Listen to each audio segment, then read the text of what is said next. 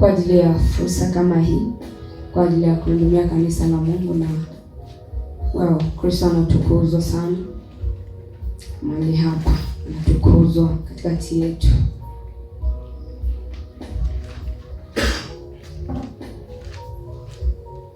Nashukuru pia nyinyi wote ambao mmefika, ambaye kabisa umedhamini kusanyiko la watakatifu na kuwahi kwa wakati. Kwa hiyo Kristo ametubariki sisi sote.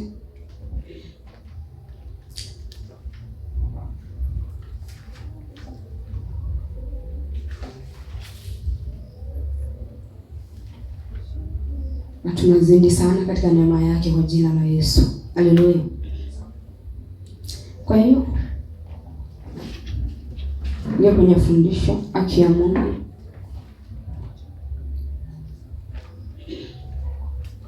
Haki ya Mungu.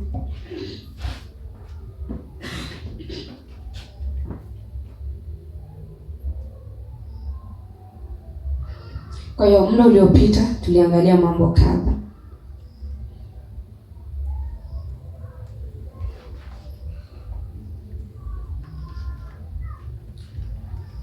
Tukaona jinsi ambavyo haki ya Mungu inapatikana, au tunaipokeaje haki ya Mungu. Tunaona kwamba kupata haki ya Mungu ni kwa njia ya imani pekee. Tunaona kwamba kupata haki ya Mungu ni kwa njia ya imani pekee, na hiyo ndio namna ya Mungu. Hiyo ndio namna ya Mungu. Hakuna shortcut. Hiyo ndio namna ya Mungu, kwamba haki inayotokana na yeye inapokelewa kwa imani, kwa kuamini, sio kwa juhudi wala jitihada za matendo, bali inapokelewa kwa imani. Unaona kwamba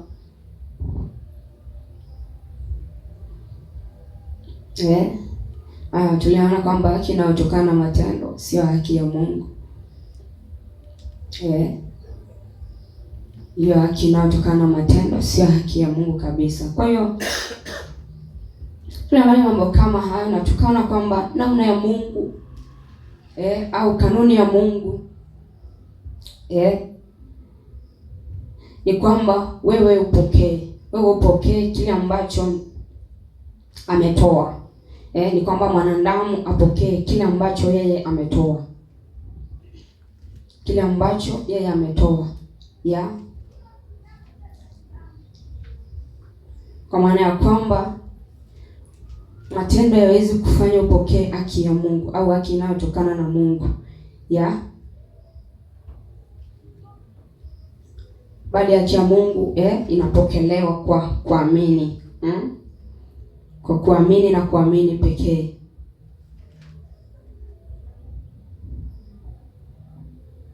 Kwa kuamini na kuamini pekee. Kwa hiyo tuliona ni pale ambapo mtu amehubiriwa Injili, amehubiriwa Injili na kukubali au kuiamini Injili, kuiamini Injili,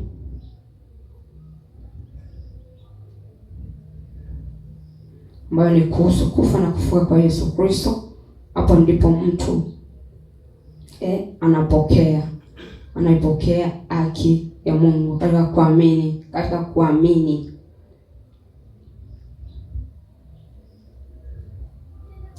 Kwa hiyo sasa tuangalie mambo kadha wa kadha ambayo Paulo anazungumza.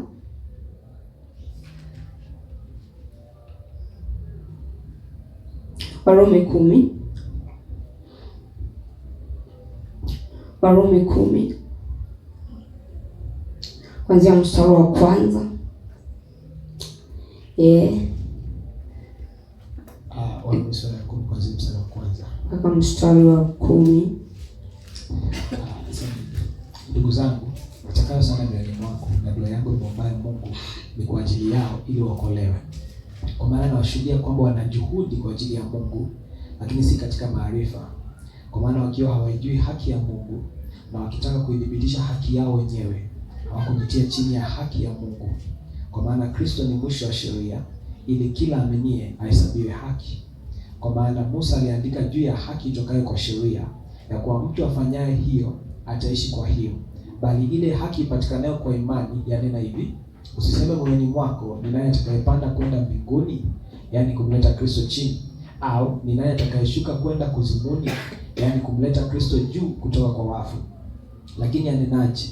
Ile neno li karibu nawe, katika kinywa chako na katika moyo wako, yaani ile neno la imani tulihubiriwa. Kwa sababu ukimkiri Yesu kwa kinywa chako ya kuwa ni Bwana na kuamini moyoni mwako ya kuwa Mungu alimfufua katika wafu, utaokoka. Kwa maana kwa moyo mtu huamini hata kupata haki, kwa kinywa ukiri hata kupata wokovu. Haleluya. Paulo anazungumza hapa. Sasa ndugu zangu, nitakao sana moyoni mwangu na dua yangu ni muombaye Mungu ni kwa ajili yao ili waokolewe. Ni kwa ajili yao ili waokolewe. Asema kwa maana nawashuhudia kwamba wanajuhudi kwa ajili ya Mungu, lakini si katika maarifa. Naongelea kuhusu Wayahudi. Asema kwa maana wakiwa hawajui haki ya Mungu na wakitaka kuidhibitisha haki yao wenyewe, hawakujitia chini ya haki ya Mungu. Hawakujitia chini ya haki ya Mungu, maana hawakuamini. Walikataa kuamini ile haki ambayo itokanayo na Mungu. Wanajitahidi, wanajuhudi zao binafsi za kushika sheria au kuitimiza sheria. Pale ambapo wamekataa kuamini, katika habari za Injili, bali wamepambana ya kwamba waishi katika haki inayotokana na sheria au matendo yao. Wamekataa kuamini Injili. Nasema kwa maana Kristo ni mwisho wa sheria, ili kila aaminie ahesabiwe haki. Kwa maana Kristo ni mwisho wa sheria, ili kila aaminie ahesabiwe haki. Maana tunajua kwamba wakati Kristo alikuja, walifaa kumwangalia Kristo sasa. Walifaa kumwangalia Kristo na wawachane na sheria. Manake Kristo sasa ndiye sasa wa kutazamwa. Yaani sheria haiwafaidi kitu tena. Au walifaa kumtazama Kristo na kumwamini Kristo. Maana yeye ndiye aliyekuwa na wokovu. Sheria haingeweza kuwaokoa kabisa. Wala matendo yao hayangeweza kuwaokoa kabisa, wala kufanya kuwa wawe na haki au wapate haki kutokana na matendo yao, bali walihitaji kumwamini Kristo. Kumwamini Kristo. Maana pale ambapo Kristo amekuja ni wangekomea pale, wamtazame Kristo. Wageuze nia zao na mtazamo wao wa mtazame Kristo. Wamwamini yeye. Sema kwa maana Musa aliandika juu ya haki tokayo kwa sheria, ya kuwa mtu afanyaye hiyo ataishi kwa hiyo. Bali ile haki ipatikanayo kwa imani yanena hivi: usiseme moyoni mwako, ni nani atakayepanda kwenda mbinguni, yaani kumleta Kristo chini, au ni nani atakayeshuka kwenda kuzimuni, yaani ni kumleta Kristo juu kutoka kwa wafu. Naona kwamba Musa aliandika kuhusu sheria mbili. Kuhusu sheria mbili.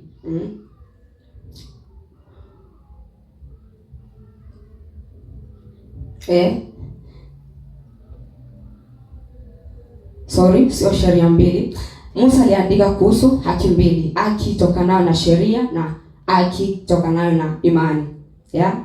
Musa aliandika kuhusu haki mara mbili, haki itokanayo na sheria na haki itokanayo na sheria. Kwa hiyo tunaona kwamba aliwaandikia wana wa Israeli na yani Wayahudi kwamba aliwaandikia kuhusu haki itokanayo kwa imani, kwamba wamwamini Mungu, na haki itokanayo kwa sheria. Sio kwamba ilikuwa waishi kwa sheria, bali kwa sababu walikataa. Kwa sababu walikataa mpango wa Mungu juu yao, walikataa kuamini Mungu. Kabindi Musa amewaandikia sheria kwa ajili ya kuwaguide na kwa ajili ya kuongoza maisha yao so haikuwa kusudio la Mungu, alikuwa kusudio la Mungu kwamba waishi kwa sheria bali ni matokeo ya kukataa kuamini, ni matokeo ya kutokuamini. Kabindi wameandikiwa hiyo sheria ambayo haikuwa kusudi la Mungu kabisa. Kwa hiyo anasema ile haki ipatikanayo kwa imani yanena hivi, sema moyoni mwako, ni nani atakayepanda kwenda mbinguni? Yaani ni kumleta Kristo chini. Au ni nani atakayeshuka kwenda kuzimuni? Yaani ni kumleta Kristo juu kutoka kwa wafu. Akiongelea kuhusu Kristo katika mwili, au Kristo kuja katika mwili na Kristo katika ufufuo. Kristo katika ufufuo. Asema lakini yanenaje?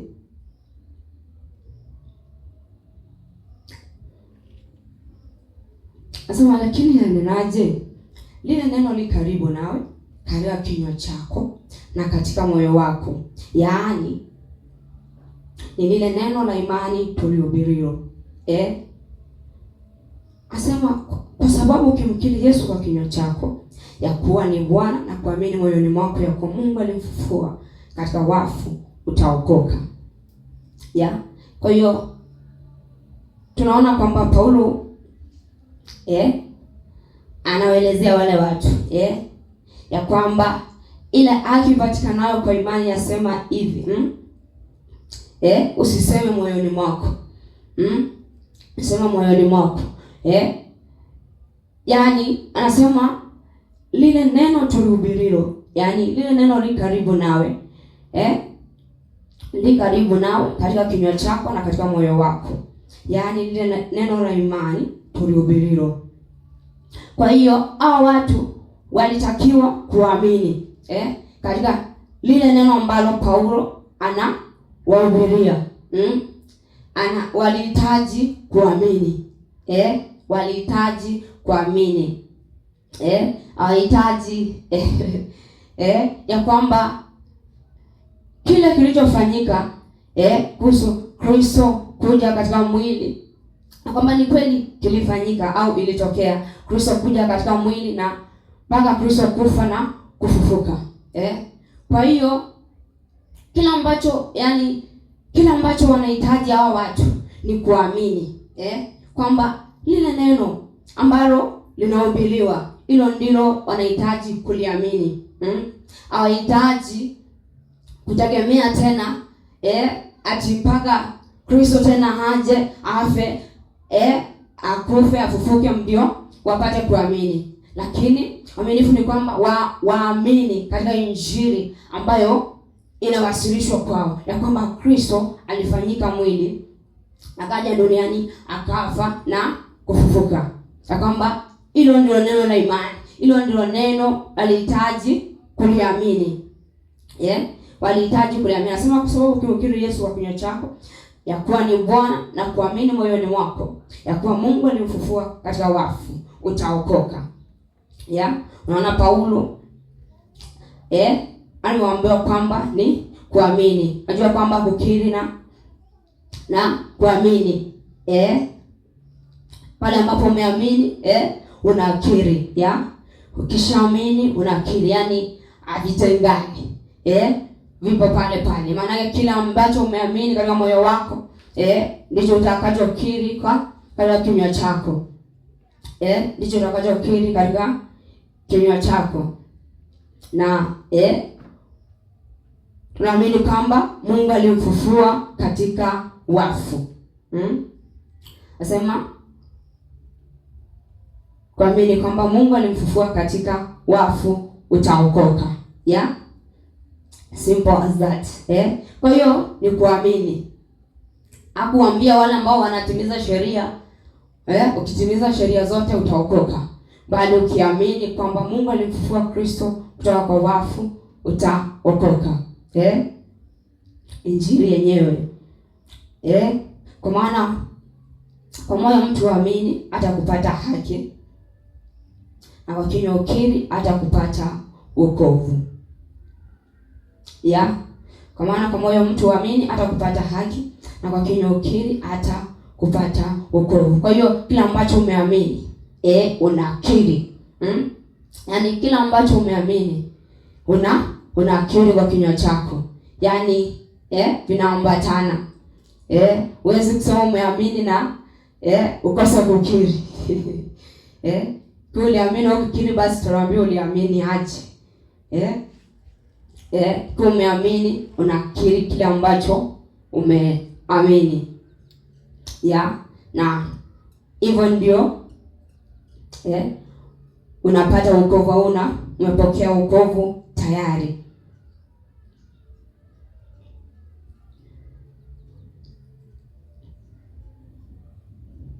Kwa hiyo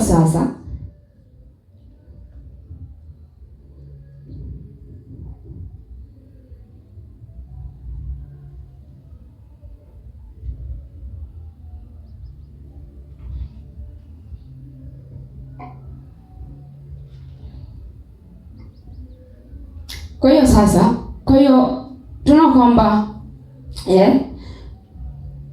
Paulo amezungumzia kuhusu kuamini, wala si matendo yatokanao na sheria. Na maana matendo hayawezi kabisa kumpa mtu haki.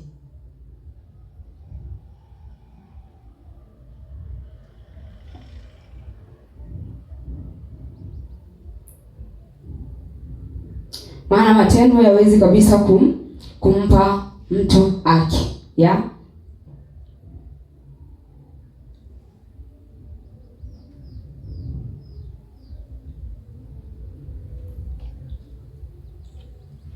Na pale ambapo mtu ameamini. Kwa hiyo pale ambapo mtu ameamini, yaani umepokea roho wa Mungu ndani yako. Umepokea maisha ya Mungu ndani yako. Roho wa Mungu haji ndani ya mtu kwa sababu ametenda sheria, ameitimiza sheria, au kwa sababu una matendo mazuri. Roho wa Mungu haji ndani ya mtu kwa sababu ana matendo mazuri. Bali Roho wa Mungu anakuja ndani ya mtu kwa sababu mtu ameamini katika Injili. Tunaangalia kitu ambacho Paulo anauliza Wagalatia. Galatia 3:2.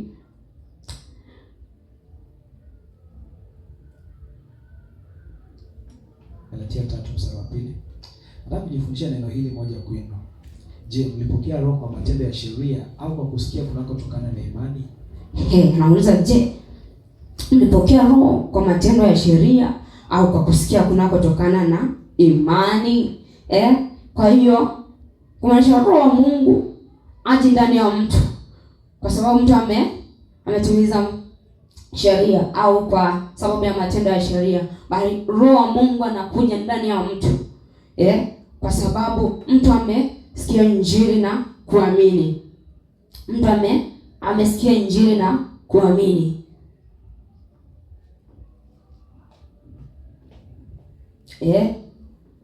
Kwa sababu mtu amesikia Injili na kuamini, hapo ndipo roho wa Mungu anakuja ndani ya mtu.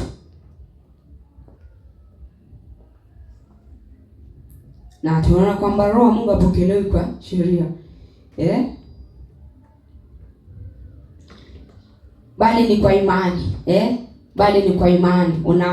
Una surrender kwa kile ambacho Mungu alifanya. yaani una surrender ya kwamba hapa napo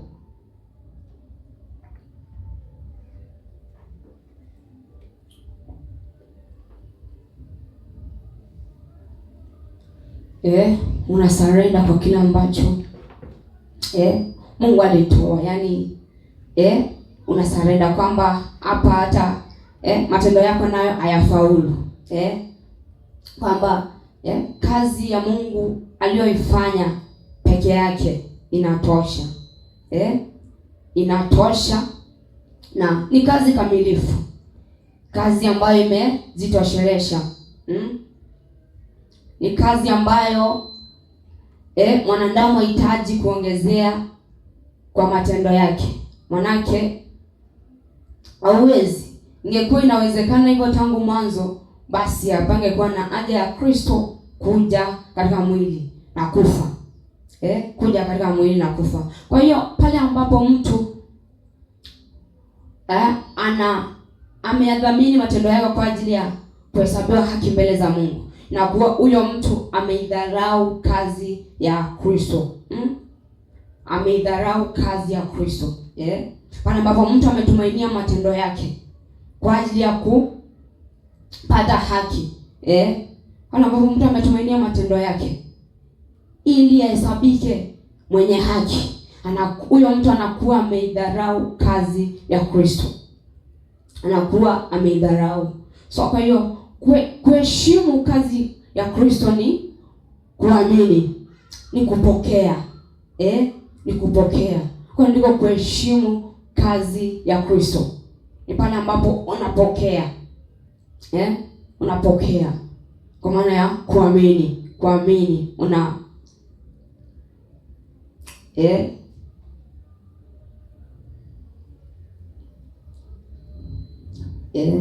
Unaona kwamba Paulo alikuwa ameshika sheria, sio? Alikuwa ameshika sheria kweli kweli. Na tunaona kwamba pale ambapo Paulo ameokoka, amekaliwa na Roho wa Mungu. Baada ya hapo, baada ya Paulo kupokea Roho wa Mungu ndani yake, kuokoka na kupokea Roho wa Mungu ndani yake, tunaona sasa Paulo anaanza kutukuza kazi ya Mungu, yaani asemi tena, yaani kwanza hata anasema na yahesabu kama hasara,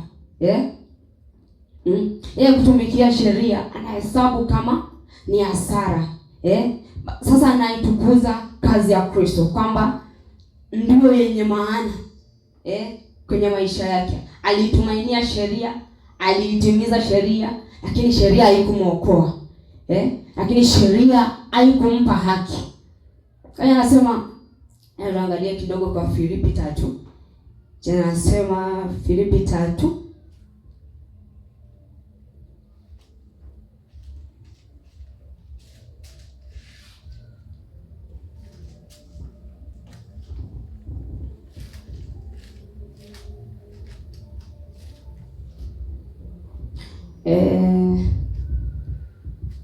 kuanzia mstari wa 6. Filipi 3 kuanzia mstari wa 6. Anasema hivi. Sasa nianze mstari wa 4. Ndio tufahamu vizuri. Sasa walakini mimi ningeweza kutumainia mwili. Mtu yote akijiona kuwa anayo sababu ya kutumainia mwili zaidi. Na litaliwa siku ya 8. Anasema ni mtu wa taifa la Israeli, wa kabila la Benyamini. Anasema Mwebrania wa Waebrania, kwa habari ya kuishika Torati ni Farisayo. Sasa kwa habari ya juhudi mwenye kuliudhi kanisa, kwa habari ya haki patikanayo kwa sheria sikuwa na hatia. Lakini mambo yale yaliyokuwa faida kwangu nalihesabu kuwa hasara kwa ajili ya Kristo. Na zaidi ya hayo, nahesabu mambo yote kuwa hasara kwa ajili ya uzuri usio na kiasi wa kumjua Kristo Yesu Bwana wangu, ambaye kwa ajili yake nimepata hasara ya mambo yote, nikihesabu kuwa kama vile mavi, ili nipate Kristo, tena nionekane katika yeye, nisiwe na haki yangu mwenyewe patikanayo kwa sheria, bali ile ipatikanayo kwa imani iliyo katika Kristo, haki ile itokayo kwa Mungu kwa imani, ili nimjue yeye na uwezo wa kufufuka kwake na ushirika wa mateso yake, nikifananishwa na kufa kwake, ili nipate kwa njia yoyote kuifikia kiama ya wafu. Haleluya. Unaona mazungumzo ya Paulo. Anasema na hesabu yote kuwa ni hasara. Mambo ambayo alitaabikia, yani alishika kwa nguvu. Kwa bidii yote. Lakini anasema sasa, kwa kumpata Kristo anahesabu yote kuwa ni hasara. Asema tena nionekane katika yeye, nisiwe na haki yangu mwenyewe ipatikanayo kwa sheria, bali ile ipatikanayo kwa imani iliyo katika Kristo, haki ile itokayo kwa Mungu kwa imani. Haki ile itokayo kwa Mungu kwa imani. Alishika sheria na kabisa kujitahidi kupata hiyo haki iliyokuwa kwa sheria. Alijitahidi kwa nguvu zote. Lakini sasa baada ya kuokoka, amepokea roho wa Mungu ndani yake. Sasa anaisifu kazi ya Mungu. Amesarenda kwa kazi ya Mungu au kwa kile ambacho Mungu alitoa. Anasema sasa ile haki, anasema ile haki itokayo kwa Mungu kwa imani. Kwa hiyo ile haki itokayo kwa Mungu ni kwa imani. Ni kwa imani. Unaipata kwa imani. Na unajua huyu ni mtu ambaye amejitahidi kabisa kwa haki, kupata ile haki ya sheria. Kabisa amejitahidi. Lakini baada ya kumpokea Kristo, amekaa akaona, akajifunza na kuangalia, kumbe hiyo ilikuwa ni bure. Haki iliyotokana na sheria haingeweza kuniokoa. Haingeweza kunisamehe, au kunifanya niwe aliyesamehewa. Haki iliyotokana na sheria, yani haikufanya nikubariki mbele za Mungu. Badala yake nilikuwa na muudhi Mungu. Badala yake alikuwa na muudhi Mungu. But so tunaona Paulo baada ya kuokoka, anaisifu kazi ya Mungu. Hawaambii watu, yani hawaambii watu tena kwamba kuna faida katika ile sheria ambayo yeye mwenyewe ameishika, au kwa matendo ya sheria. Maana alijua, aliangalia akaona ya kwamba kwa kushika sheria haimfanyi mtu kuhesabiwa haki, wala kabisa haiwezi. Au mtu awaye yote anakuja anasema kwamba hakuna mtu yeyote atakayehesabiwa haki kwa matendo ya sheria. Paulo mwenyewe anakuja anasema kwamba unaweza angalia Paulo baada ya kujitoa kwa bidii nyingi kuitimiza sheria, lakini baada ya kuokoka na kumpokea Kristo anakuja anasema hakuna mtu yeyote atakayehesabiwa haki kwa matendo ya sheria. Warumi 3.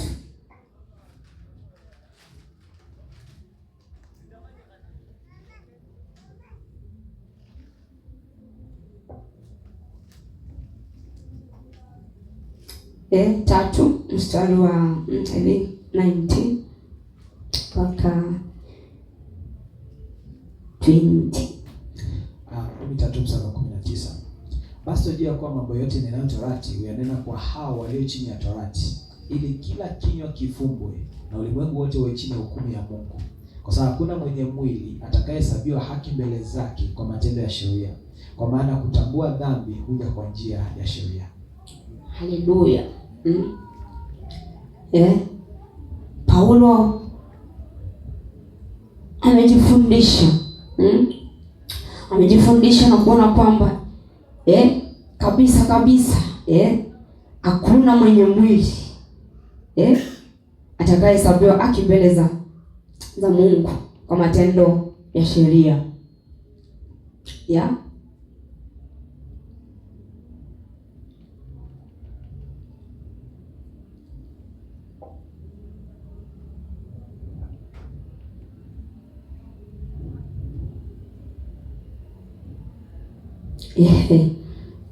Mstari 21 anasema lakini sasa haki ya Mungu imedhihirika pasipo sheria.